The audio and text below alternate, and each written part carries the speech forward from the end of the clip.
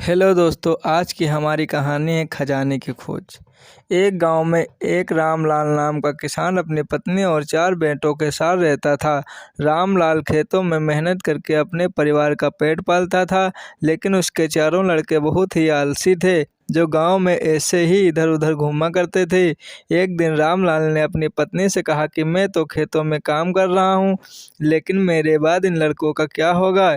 इन्होंने तो कभी मेहनत भी नहीं करी, ये तो कभी खेत भी नहीं गए। रामलाल की पत्नी ने कहा कि धीरे धीरे ये भी काम करने लगेंगे। समय बीतता गया और रामलाल के लड़के कोई काम नहीं करते थे। एक बार रामलाल बहुत बीमार पड़ गया।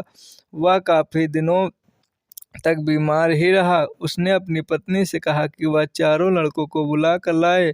उसकी पत्नी चारों लड़कों को बुला कर लाए। रामलाल ने कहा कि लगता है कि मैं अब ज़्यादा दिनों तक जिंदा नहीं रहूंगा। रामलाल को चिंता थी कि उसके जाने के बाद उनके बेटों का क्या होगा।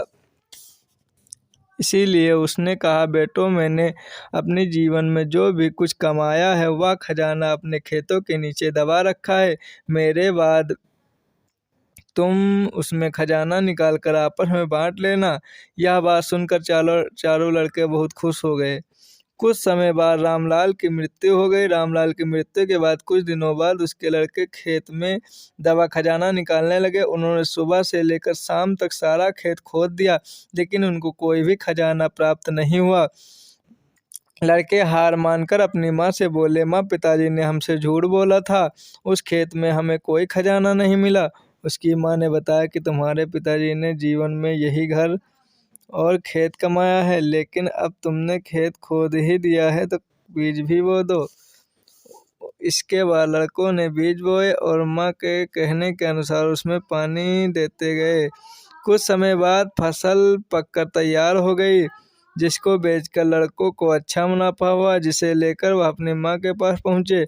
माँ ने कहा, तुम्हारी मेहनत ही असली खजाना है, यही तुम्हारे पिताजी तुमको समझाना चाहते थे। इस कहानी से दोस्तों हमें यही शिक्षा मिलती है कि मेहनत ही इंसान का सबसे बड़ा खजाना है। आलस को त्याग कर इंसान को हमेशा मेहनत और लगन से काम करना चाहिए। अगर हमारी ये कहानी आप लोगों को पसंद आई तो please like, subscribe and comment section में ज़रूर बताएं हमारी कहानी।